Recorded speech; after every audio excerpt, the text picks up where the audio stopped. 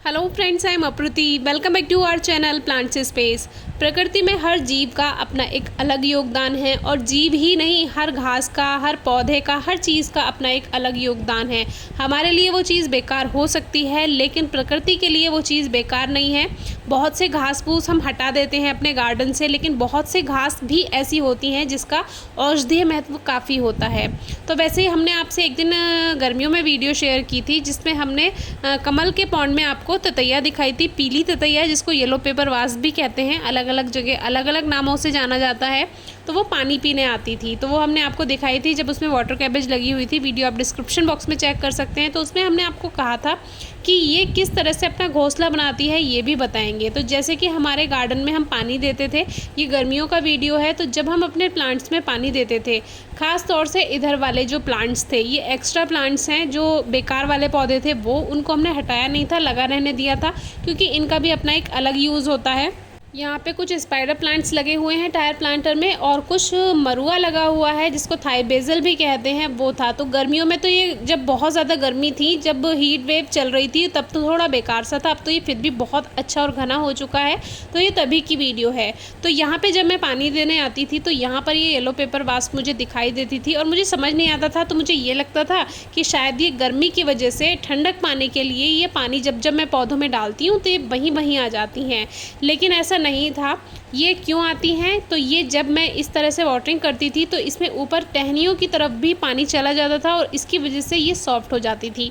वैसे तो इनको इस बात से कोई फ़र्क नहीं पड़ता, लेकिन सॉफ्ट हो जाती हैं तो इनको थोड़ा फ़ायदा हो जाता है। तो ये येलो पेपर वास्प है, जिसको पीली ततैया हमारे यहाँ कहते हैं। आपके यहाँ क्या कहते हैं, आप ज़रूर बताइएगा।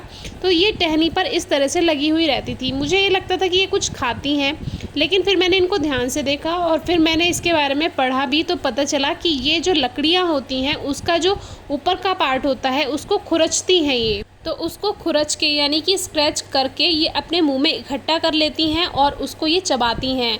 तो जैसे ही ये चबाती हैं, उसका एक, जैसे पेपर को अगर आप पानी में भिगो देंगे तो उसकी वजह से उसका एक मैश तैयार हो जाएगा, बिल्कुल वैसे ही इसका एक मैश तैयार हो जाता है। और इस प्रोसेस को मैसेरेशन कहते हैं, यानी कि ये जो ये छाल को खुरच रही हैं, ये मुंह में इकट्ठा करेंगी, उसे चबाएंगी, वो मैशे जो बनेगा, उस प्रोसेस को मैसेरेशन कहा जाएगा। इन वास्प की भी बहुत सारी स्पीशीज़ होती हैं, जिनमें से ये एक है। ये तो जैसे छाल को खुरच के उसका मैशे बना के अपना घोंसला तैयार करेगी। और पीली ततैया का छत्ता आप सभी ने देखा होगा, अक्सर घर में लग ही जाता है कहीं ना कहीं, या पेड़ों पर आपने देखा होगा, या दीवार पे कहीं पे। लेकिन जो दूसरी वास्प होती हैं, ज़रूरी नहीं है कि वो इसी तरह का छत्ता बनाएंगी। बहुत सी वास्प ऐसी होती हैं जो गीली जगह से मिट्टी को उठा कर लाती हैं और मिट्टी को अपने मुँह में लेकर आती हैं वो, और अपनी लार से और गीली मिट्टी से वो अपना घोंसला तैयार करती हैं। तो वो दूसरी तरह की वास्प होती हैं।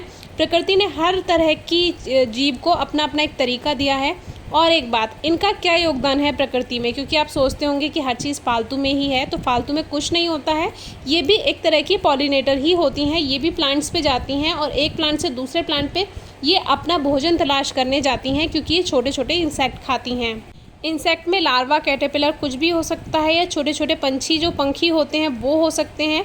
तो जो हमने आपसे तितली का लार्वा और कैटरपिलर शेयर किया है, उसको सेव करने का भी यही रीज़न है कि इन जैसे जीवों से उनको बचाया जा सके। लेकिन बहुत से इंसेक्ट ऐसे होते हैं जो हमारे गार्डन के लिए अच्छे नहीं होते हैं, तो एक तरह से ये पेस्ट कंट्रोल का काम करती हैं। हमारे गार्डन से जो बेकार वाले इंसेक्ट हैं उनको दूर भगाती हैं, लेकिन जो अच्छे वाले इंसेक्ट हैं, जैसे तितली के कैटरपिलर्स हैं, लार्वा हैं, उनको आप सेव कीजिए, तो उनसे तितली भी बचेंगी, तो उससे पॉलिनेटर्स और ज़्यादा बढ़ेंगे, तो फल और सब्जियों की मात्रा उससे बढ़ती है। कृषि के क्षेत्र में आप योगदान दे सकते हैं अगर आप पॉलिनेटर्स को बचाते हैं। फिर वो पॉलिनेटर्स मधुमक्खियाँ हों, इस तरह की ततैया हों, या फिर तितलियाँ हों, पॉलिनेटर्स का अपना एक अलग महत्व है। और इसी तरह मकड़ियाँ, गिरगिट वगैरह, ये सभी यही काम करते हैं, हमारे गार्डन में एक पेस्ट कंट्रोल का काम करते हैं। कोई क्वेरी हो तो पूछेगा। Thank you.